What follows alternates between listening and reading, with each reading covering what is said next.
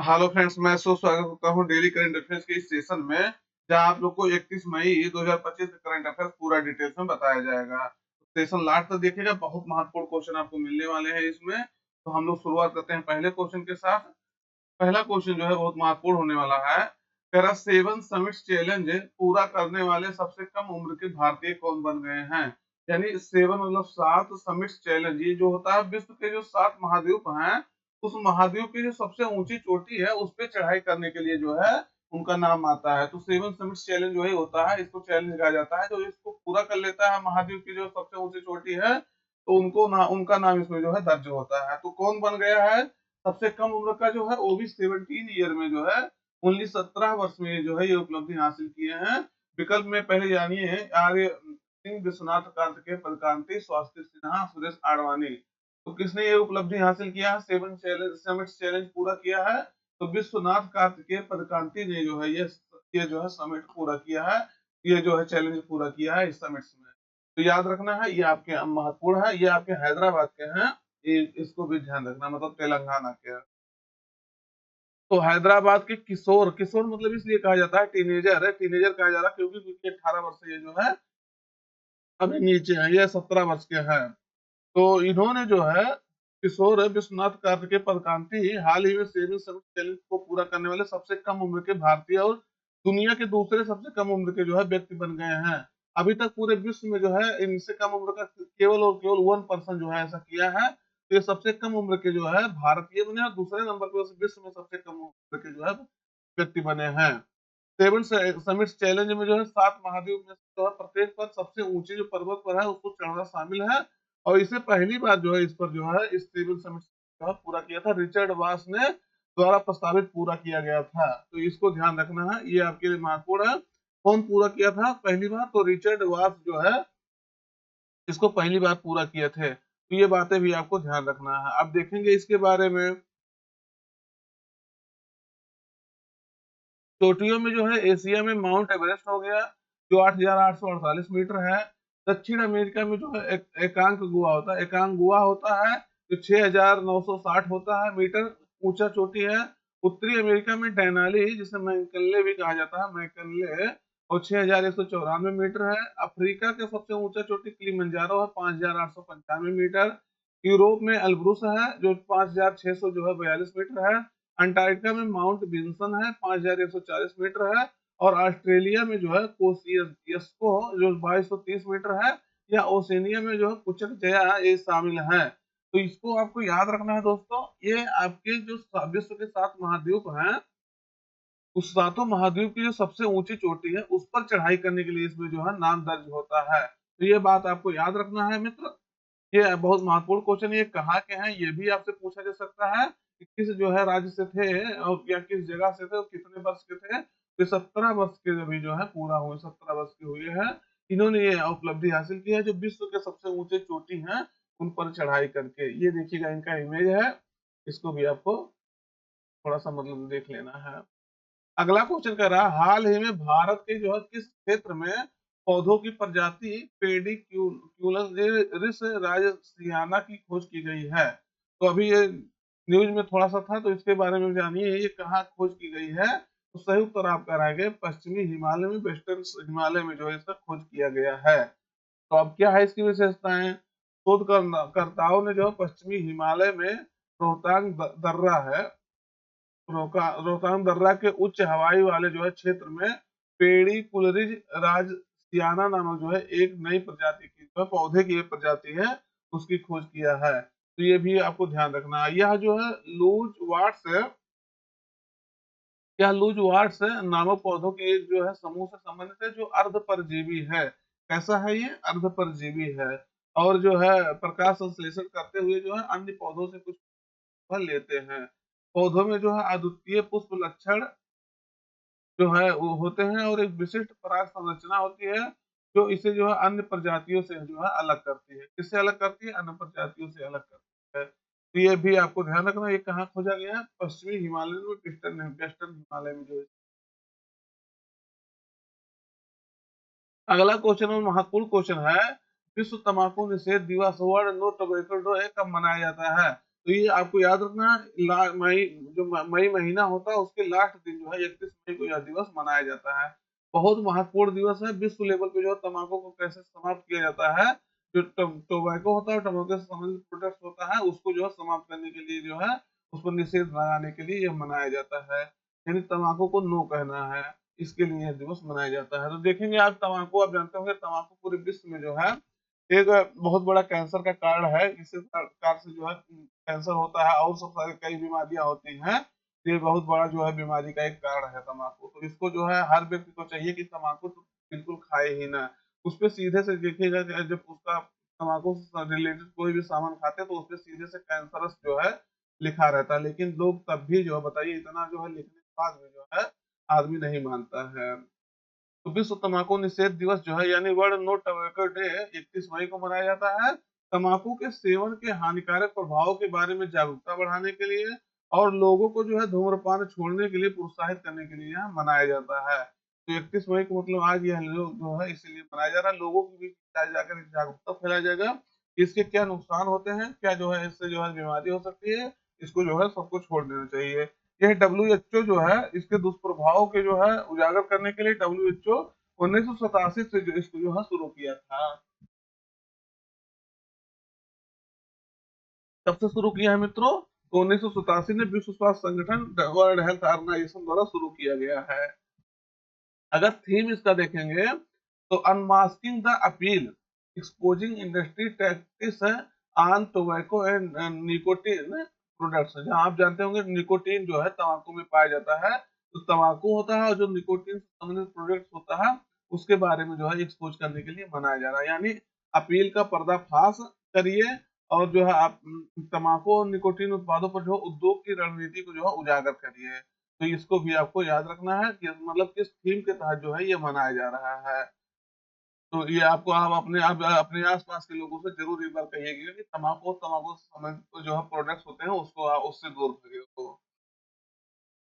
अगला है चर्चा में रहा चूड़धार वन्यजीव अभयारण्य है, यानी चूड़धार वाइल्ड लाइफ सेंचुरी किस राज्य में स्थित है? तो अभी ये चर्चा में रहा है तो किस राज्य में स्थित है? तो विकल्प आपके सामने है, ये आपके हिमाचल प्रदेश में स्थित है, तो इसको भी आपको ध्यान रखना है। अब क्या है क्यों चर्चा में है इसको देखिएगा। तो हिमाचल प्रदेश के जो वन विभाग है उन्होंने हाल ही में सिरमौर जिलों में चूड़धार वन्यजीव अभयारण्य में आने वाले पर्यटकों पर उपयोगकर्ता शुल्क लगाने पर जो है इसके आदेश को अपने जो स्थगित कर दिया है।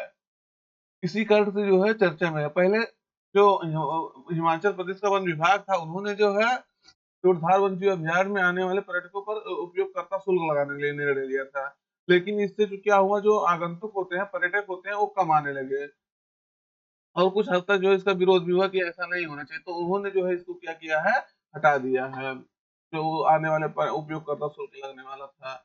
अब चूड़धार वन्यजीव अभयारण्य है, इसके बारे में देखिएगा। सिरमौर जिला हिमाचल प्रदेश में स्थित था। 1985 में इसको जो है अभयारण्य बनाया गया था, वन्यजीव अभयारण्य बनाया गया था। यह अभयारण्य जो है चूड़धार चोटी को जो घेरता है।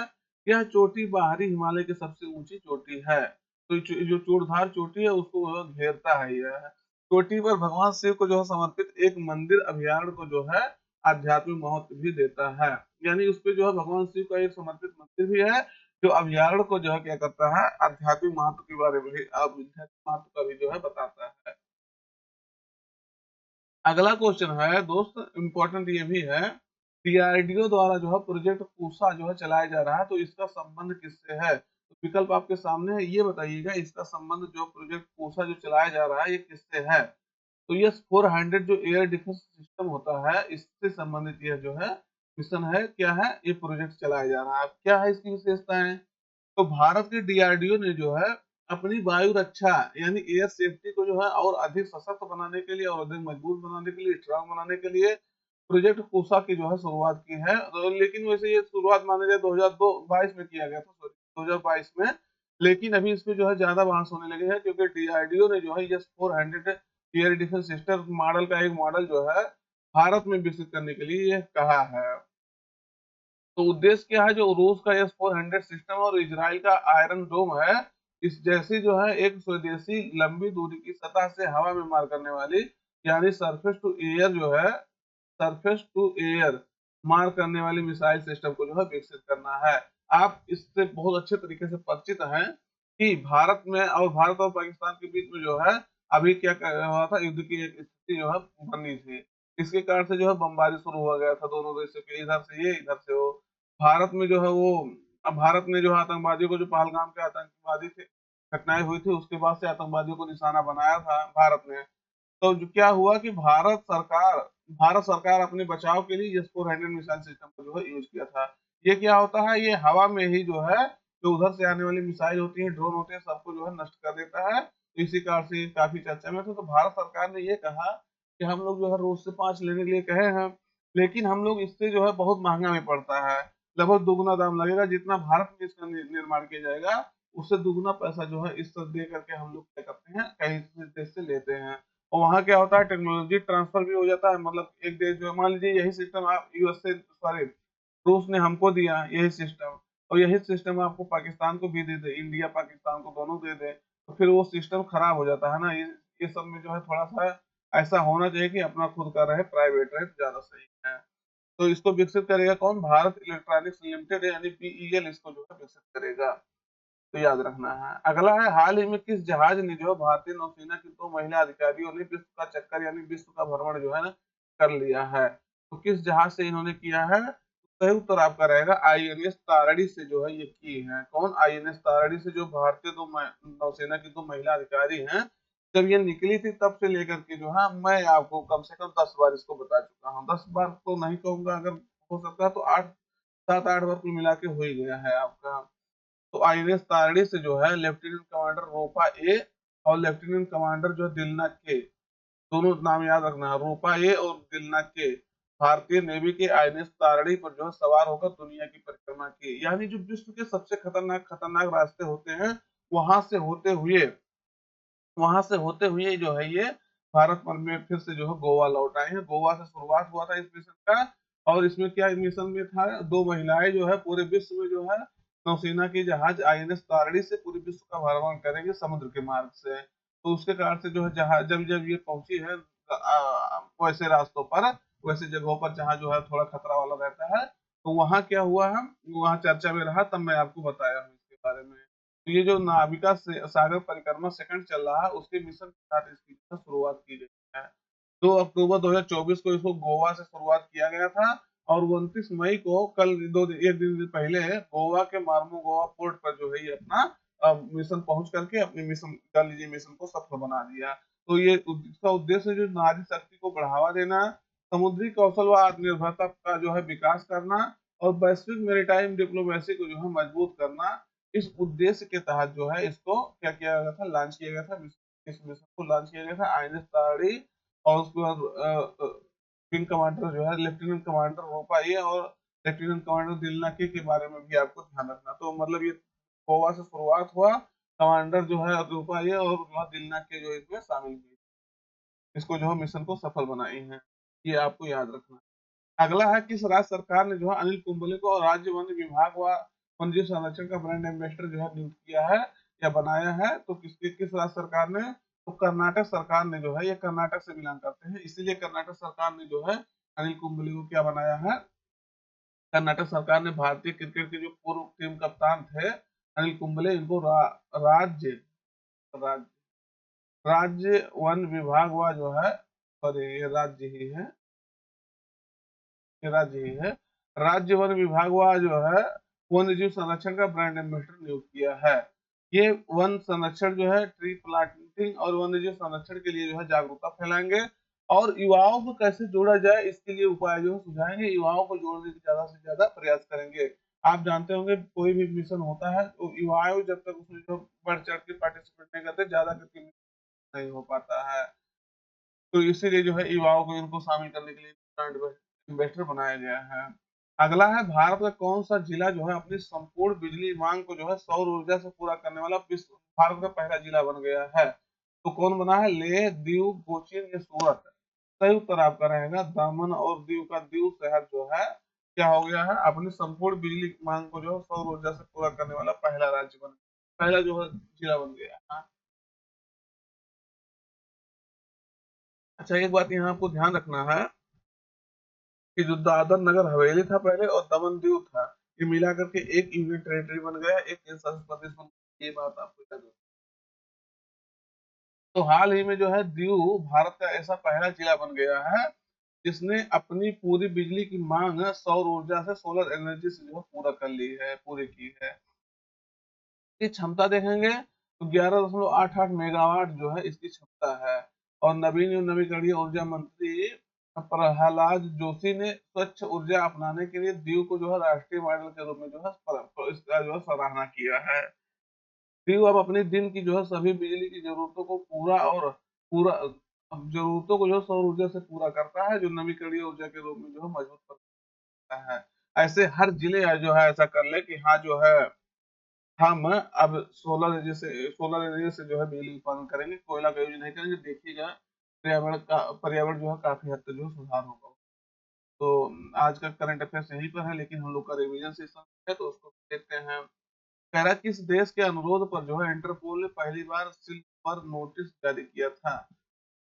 तो सिल्वर नोटिस किसने जारी किया था? भारत के अनुरोध पर किया था। क्या था इसके बारे में डिटेल देखना चाहते हैं तो कल की वीडियो में पूरा आप देख सकते हैं। अगला है भारत में विकसित किए जा रहे अगली पीढ़ी के 2 सीटर जो है इलेक्ट्रिक ट्रेनर विमान का नाम क्या है? सही नाम इसका है ई हंसा। इसका सही नाम क्या है? ई हंसा। इलेक्ट्रॉनिक हंसा, इलेक्ट्रिक हंसा। इस राज्य के विश्वविद्यालय ने जो है भारत की पहली जीन संपादित भेड़ का जो है उत्पादन किया है। जे के जो है विश्वविद्यालय ने तो जो है हासिल किया है। रक्षा अनुसंधान एवं विकास संगठन यानी डीआरडीओ ने भारत के किस शहर में क्वांटम प्रौद्योगिकी अनुसंधान केंद्र जो है इसका स्थापना का उद्घाटन किया है या स्थापना की? तो राजधानी नई दिल्ली में इसका जो है उद्घाटन किया गया है। वित्तीय वर्ष 2024-25 में जो है किस क्षेत्र को जो है सबसे अधिक प्रत्यक्ष विदेशी निवेश, फॉरेन डायरेक्ट इन्वेस्टमेंट इक्विटी प्राप्त हुआ है? तो सेवाओं को जो है सर्विसेज को यह उपलब्धि हासिल हुआ है, सेवाओं को यह मिला है। दोस्त आज का करंट अफेयर्स यहीं पर रखते हैं। सेशन अपने मित्रों तक एक बार शेयर करिएगा, जो है ये आपके एग्जाम में डायरेक्ट यहाँ से क्वेश्चन आ सकते हैं, तो ये आपके लिए बहुत महत्वपूर्ण होने वाला है सेशन। तो अपने मित्रों तक इसको शेयर कर दीजिएगा। फिर मिलते हैं नए सेशन में। आप पढ़ाई जारी रखिएगा। Thank you.